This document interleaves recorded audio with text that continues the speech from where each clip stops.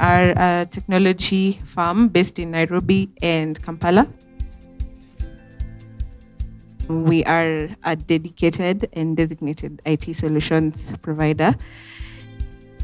We mainly deal in helping organizations in their digital migration journey. Within Pobe service, we have a workspace. You can do whatever you need to do. Then once you finish, you can be able to share to the rest of the team. You embed it within a website, or you share it as a URL. Collaboration is something that can be done real time.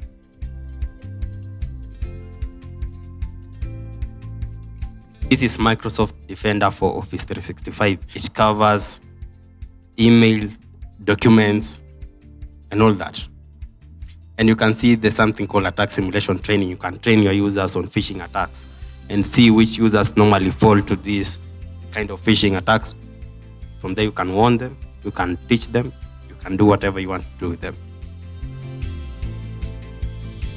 You can use something called the HR connector, so that when someone tenders their resignation, you can see what they are trying to do. If they are trying to download this data, you can actually see that this person is trying to steal some data because they want to leave.